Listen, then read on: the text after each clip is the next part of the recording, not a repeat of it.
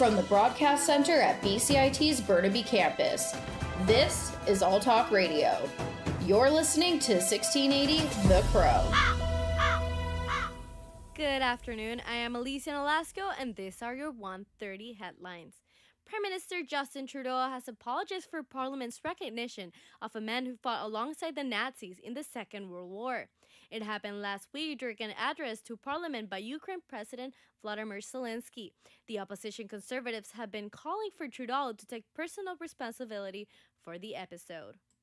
On behalf of all of us in this House, I would like to present unreserved apologies for what took place on Friday and to President Zelensky and the Ukrainian delegation for the position they were put in.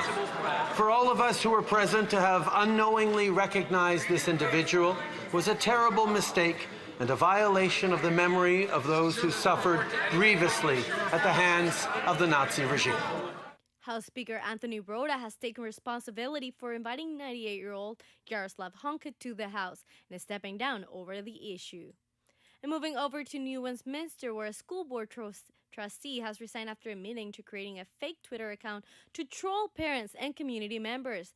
Parents first raised concerns that the trustee, Dee Beatrice, had created the account and used it to attack parents, teachers, other board members, and the president of the BC Teachers Federation.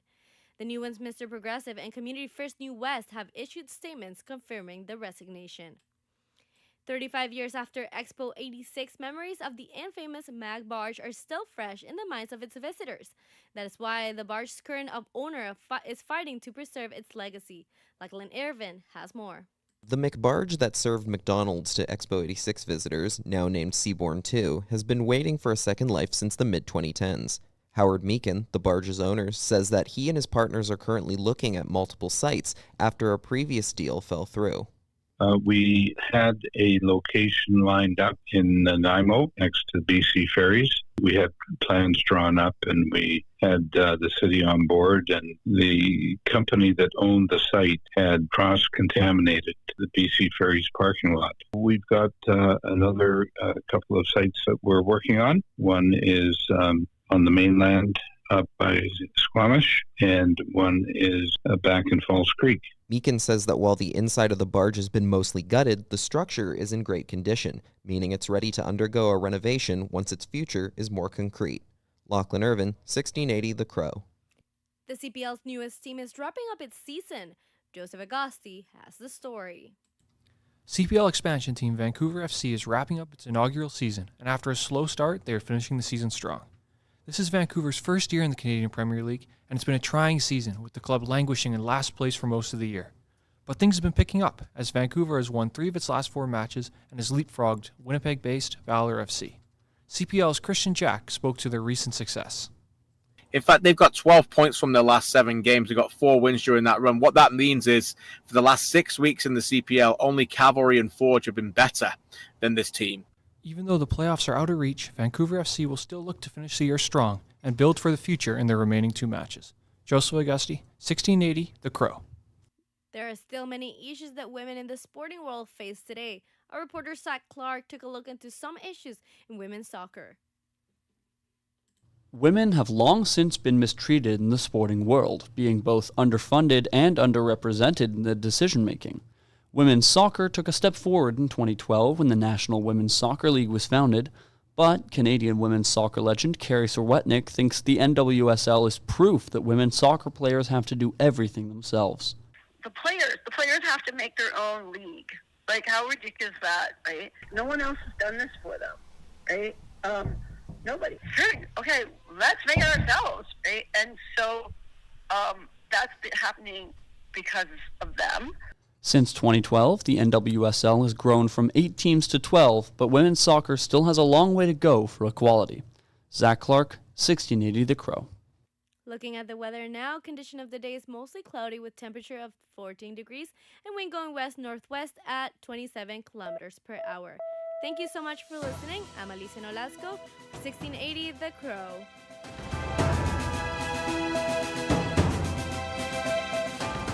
Stay tuned for more on BCIT's 1680 The Crow.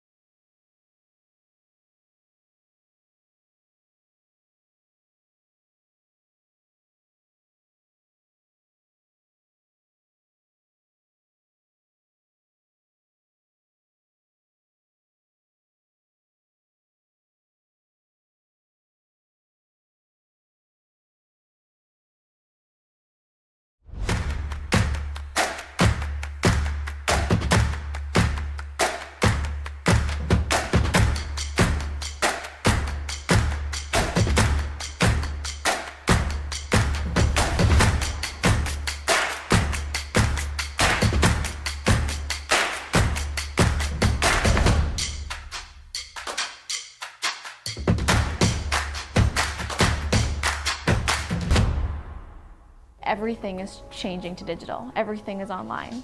People aren't just waiting for the 6 o'clock news anymore. People want their news right now. They want to be able to go onto their smartphone, onto the internet, and see the news that they want to see. Vancouver is growing at, a really rapid rate, the Lower Mainland even, and with the tools that we're given here, we're able to cover all of that. Welcome to BCIT Magazine. I'm Radhika Sikakane. In the program, they really leave it up to you. I mean, the help is there when you need it, figuring out how to use the programs like Premiere, Audition, and figuring out how to use the cameras.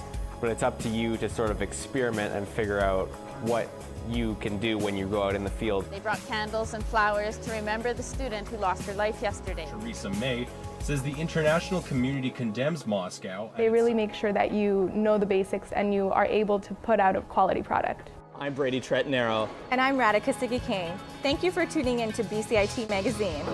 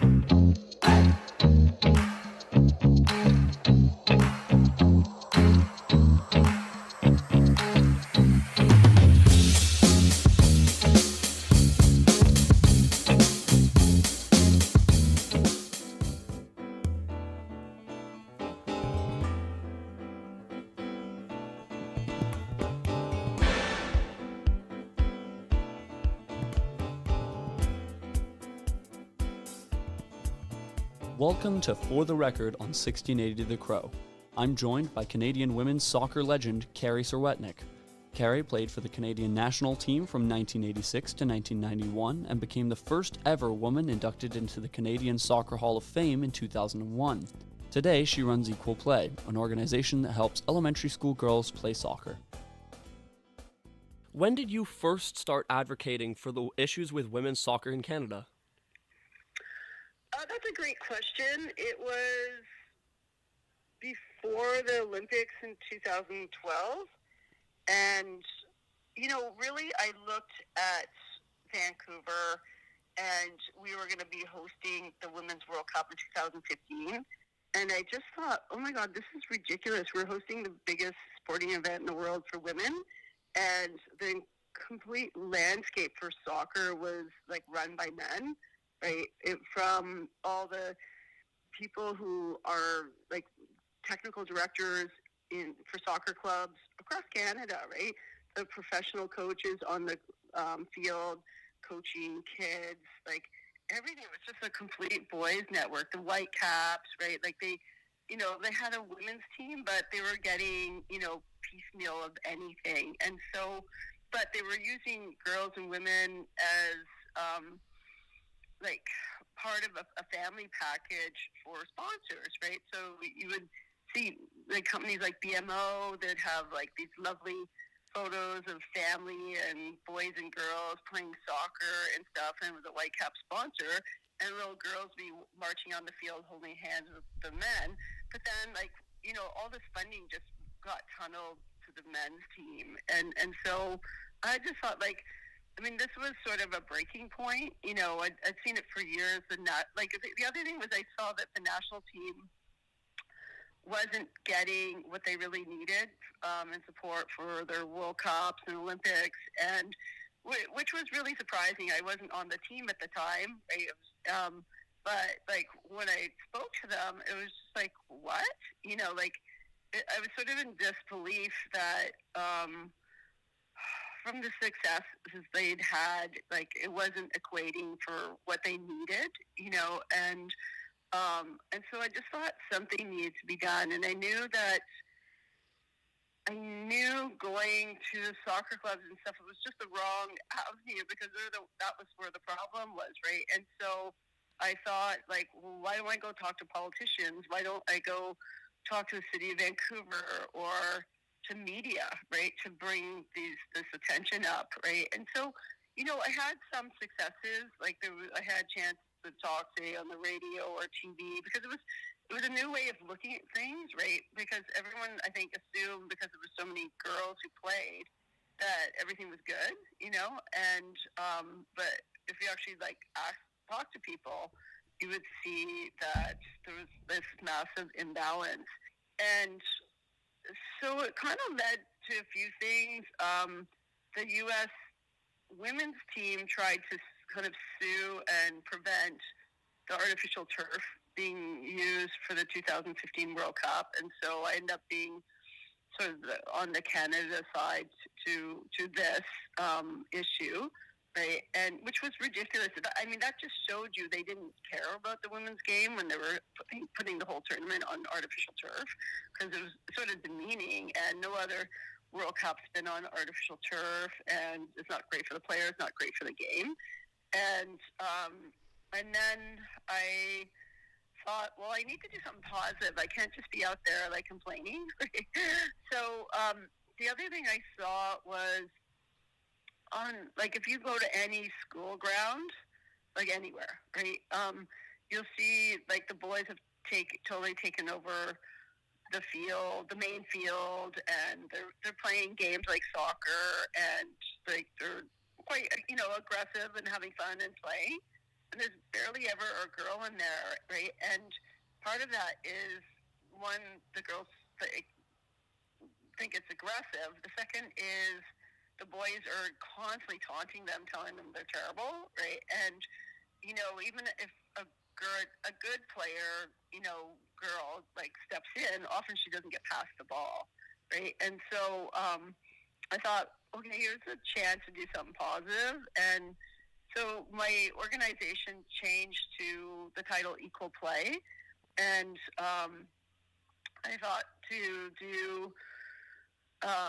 go into 25 elementary schools a year. So I'd do like 2 months, say every Monday with one school, 2 months every Tuesday with another school and stuff, right? And so like we came in, I talked to the girls, we took over the entire field, and like I brought in pug nets and soccer balls and music and stuff, right? And it was like we'd have like 30, 40, 50, 60, 70 girls coming out and playing, and like it kind of blew away the principals and teachers and stuff, because they never thought that this many girls would be interested, right? They didn't know that there was this problem, right? That so many girls are kind of sidelined and like they're not active because they just don't feel comfortable like trying to go play with the boys, right? And so as a result, like so many girls are sedentary, right? And it sort of creates this lifelong habit of like not playing, not being physically active, and all the things that go with that. And going back to when you were starting your advocacy, your question at the 2011 World Cup Symposium really challenged the all-male leadership that FIFA has had at the time. Have you seen any of the changes you'd like to see in that leadership for the Women's World Cup? How did you know about that? I, of course, have to do a bit of research before conducting these. It was somewhere, there was an article talking about your question and how it really inspired a lot of other people to kind of start asking these questions. I have to say I'm getting goosebumps right now. Ooh. Because, like I went to that symposium, and, the people who run it, right? It was all like men and Canadian soccer. You know, it's so male dominant. Yet it was a symposium for women, right? Soccer, and it just it felt so smug, right? And it was very official. All this like FIFA people and like the entire room, like it was all national coaches and this and that. And it's like all like men, right? And so I was sitting in the back. I was, I don't even know how I got in. I barely got, invited in or something. And I'm sitting in the back just going, this is ridiculous, right? So there was opportunity to kind of for people to stand up and come to a microphone and say something. And so for me, it took a kind of fair bit of guts to stand up in this entire room and say, I think it's great that you are talking about like all these opportunities for women advancement of soccer, but when I look around this room, almost everyone leading the game are men, and it's not like you're going to give up your position and power to give an opportunity for a woman to step in. I said something like that. I can't remember, right? And there was like complete silence in the room. It was just like, oh my God, who the fuck is this, right? And like they didn't even address the question. It was just like, okay, time for lunch.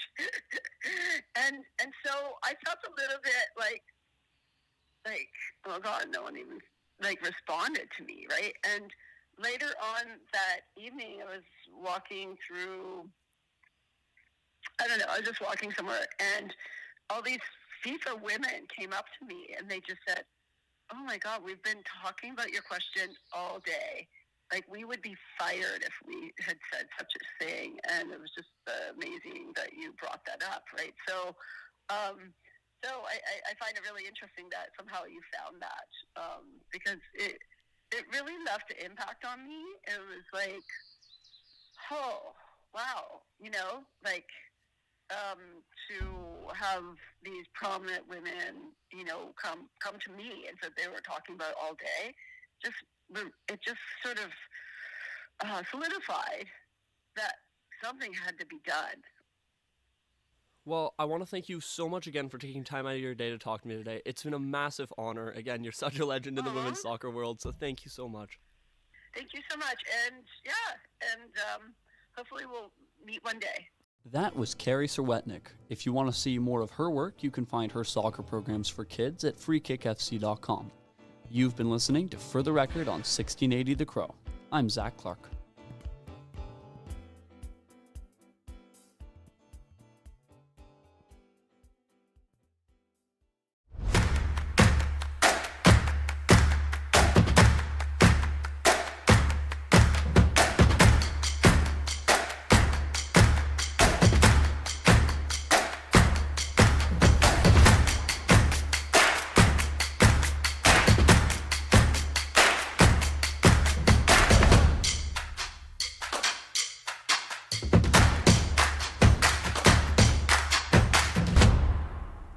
Everything is changing to digital. Everything is online. People aren't just waiting for the 6 o'clock news anymore. People want their news right now. They want to be able to go onto their smartphone, onto the internet, and see the news that they want to see.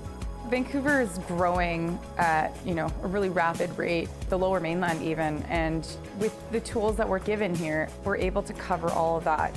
Welcome to BCIT Magazine. I'm Radhika Sikakane. In the program, they really leave it up to you. I mean, the help is there when you need it, figuring out how to use the programs like Premiere, Audition, and figuring out how to use the cameras. But it's up to you to sort of experiment and figure out what you can do when you go out in the field. They brought candles and flowers to remember the student who lost her life yesterday. Theresa May says the international community condemns Moscow. They really make sure that you know the basics and you are able to put out a quality product. I'm Brady Tretnero. And I'm Radhika Sikakane. Thank you for tuning in to BCIT Magazine.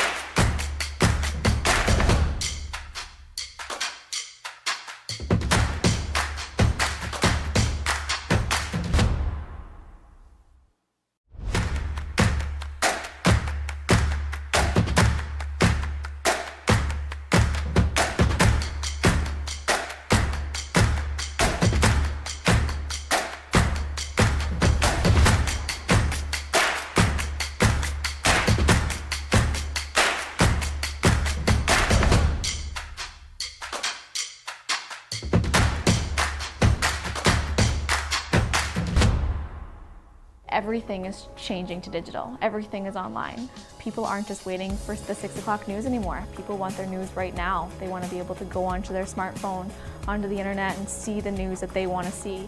Vancouver is growing at, a really rapid rate, the Lower Mainland even, and with the tools that we're given here, we're able to cover all of that.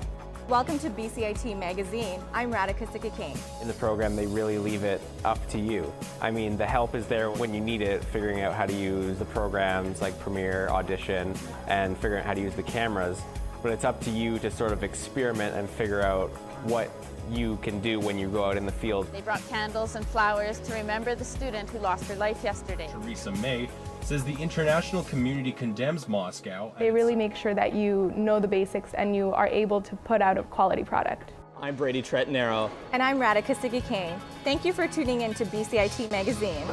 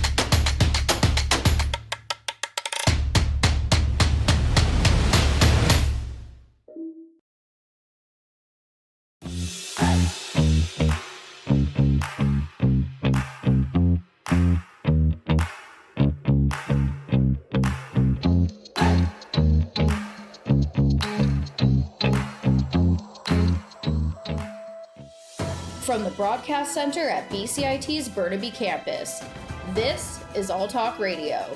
You're listening to 1680 The Crow. Good afternoon. This is Max Mashman, and these are your 2 o'clock headlines. Our top story, Justin Trudeau is apologizing for Parliament's recognition of a Nazi SS veteran last Friday. This after calls from the Conservative Party for Trudeau to take personal responsibility for the incident. Personal responsibility Justin Trudeau has not taken, instead opting to apologize on behalf of Parliament and staying firm in his position that all blame resides with the now resigned Speaker of the House, Anthony Rota. On behalf of all of us in this House, I would like to present unreserved apologies for what took place on Friday and to President Zelensky and the Ukrainian delegation for the position they were put in.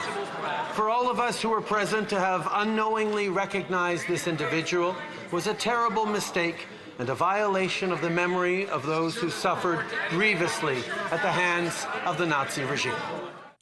Our next story in Vancouver, where an independent investigations report has cleared the Vancouver Police Department in the shooting death of a man on the Granville Bridge early this year.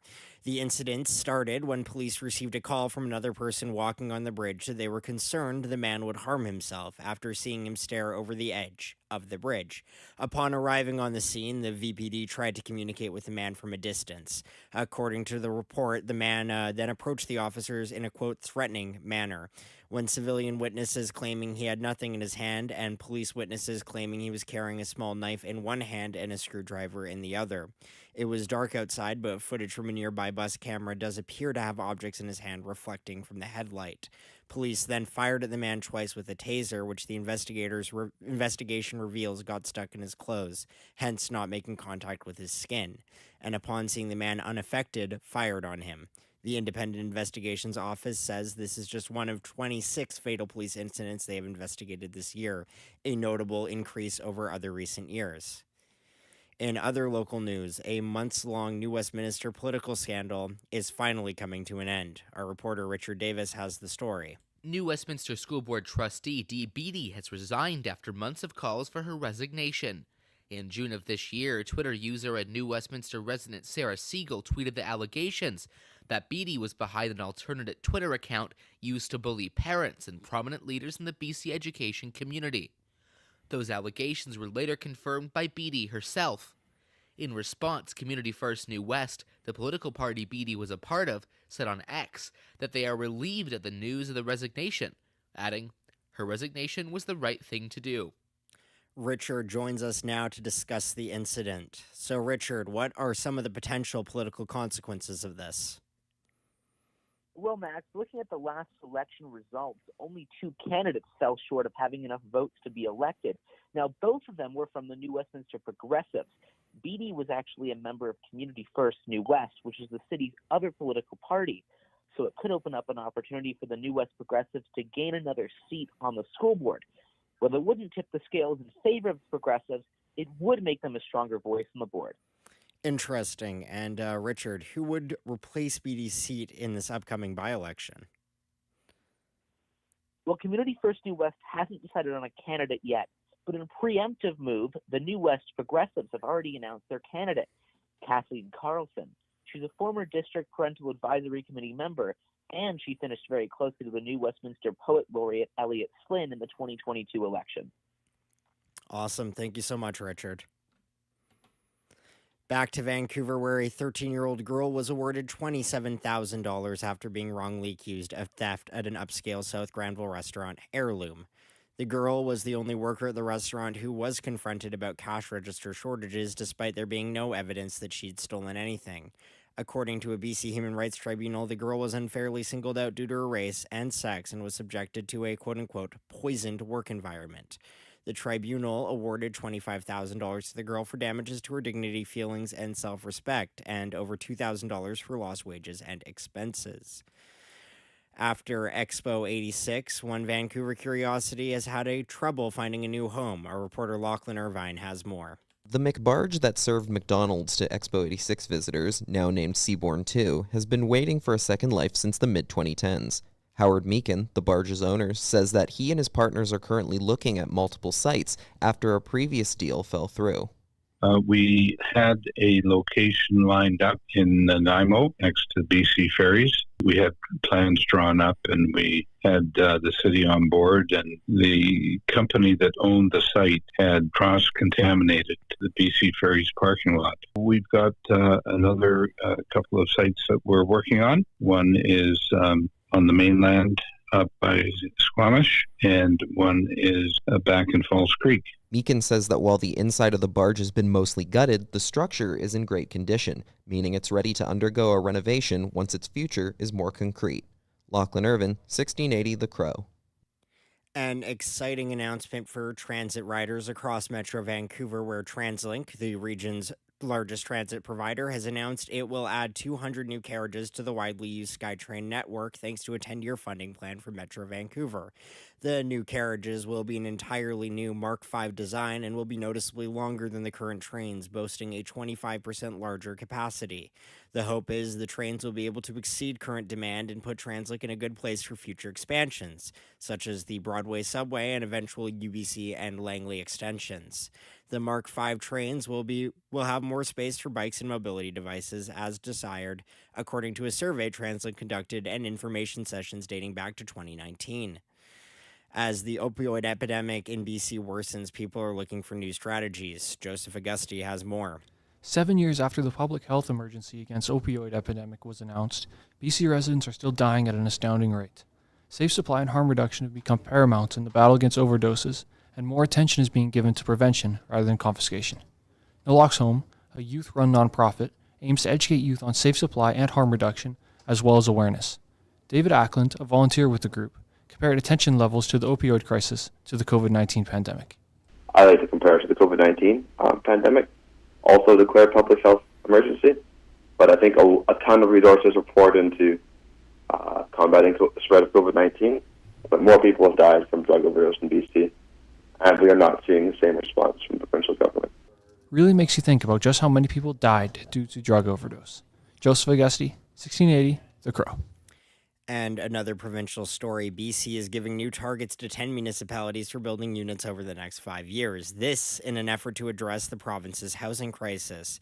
BC's housing minister has said they will assess the progress in 6 months, then an independent person may be put in place in municipalities which fail to take action towards increasing housing.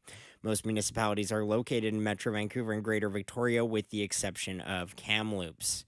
In national news, a recent poll could mean trouble for the Liberal Party. The Canadian Press's Karen Ribault has more. Fresh fall numbers from Leger's weekend online survey of more than 1,600 respondents found that among decided voters, Tory leader Pierre Poilievre's party has the support of 39% of respondents. That's 12 points ahead of the governing Liberals. The Bloc Québécois has fallen 7 points to tie the Liberals at 29% support among Quebec voters. The polling took place in the days following a bombshell announcement by Prime Minister Justin Trudeau alleging that the Indian government could be behind the killing of a Sikh leader near Vancouver last June, and after the Liberals unveiled new housing policies. Karen Ribault, The Canadian Press. And in other national news, numbers out of Statistics Canada has some interesting finds. The Canadian Press Laura Osman has more. Canada's population grew by more than 1 million people between July 2022 and 2023, a 3% increase. Canada also saw a massive 46% increase in the number of temporary residents. The Liberal government has set record-breaking targets for immigration over the last several years, but doesn't set specific goals or caps for the number of people who come to Canada on temporary visas. The estimated number of temporary residents in Canada now outnumbers the Indigenous population accounted for in the 2021 census. Laura Osman, The Canadian Press, Ottawa. A tragic fire in Iraq today leaves at least 100 dead. ABC's Jordana Miller has the story. Wedding bliss turning into a horror show in a Christian community in northern Iraq. Officials say at least 100 are dead, another 150 injured after a powerful blaze tore through a large wedding hall, bringing the ceiling crashing down. Eyewitnesses say wedding fireworks set off the fire. That's raising serious questions about security and safety measures at the wedding hall, including if it was recently built with illegal, cheap, and flammable materials. Jordana Miller, ABC News, Jerusalem. And now for the world of sports, where the Toronto Blue Jays have lost a game to the New York Yankees, meaning they are still 3 wins away from clinching a playoff position. In more sports news, legendary Canucks goalie Roberto Luongo is going to be inducted into the Ring of Honor, making him the 8th player to be honored with the position. Luongo's induction ceremony will take place on December 14th. The same night, the Canucks are set to play the Florida Panthers. There are still many issues that women in the sporting world face today. Our reporter Zach Clark took a look into some issues in women's soccer. Women have long since been mistreated in the sporting world, being both underfunded and underrepresented in the decision-making. Women's soccer took a step forward in 2012 when the National Women's Soccer League was founded, but Canadian women's soccer legend Carrie Serwetnik thinks the NWSL is proof that women's soccer players have to do everything themselves. The players have to make their own league. Like, how ridiculous is that, right? No one else has done this for them, right? Nobody. Sure. Okay, let's make it ourselves, right? And so that's happening because of them. Since 2012, the NWSL has grown from 8 teams to 12, but women's soccer still has a long way to go for equality. Zach Clark, 1680 The Crow. And now for the weather. It is 14 degrees and cloudy in Vancouver. Showers are expected throughout the day with heavier rainfalls coming in the early hours of tomorrow morning. We are expecting a high of 15 and mild winds, so dress warm if you're going to go out. This is Max Mashman for 1680 The Crow, and these are your 2 o'clock headlines. Thank you.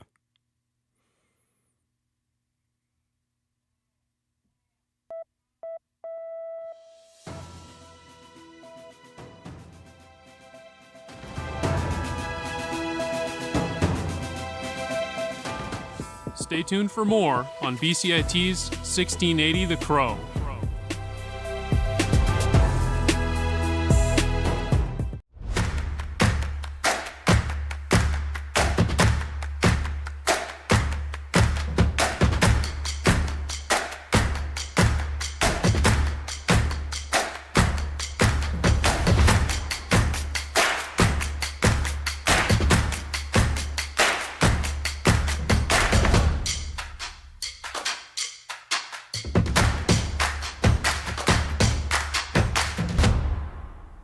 Everything is changing to digital. Everything is online. People aren't just waiting for the 6 o'clock news anymore. People want their news right now. They want to be able to go onto their smartphone, onto the internet, and see the news that they want to see.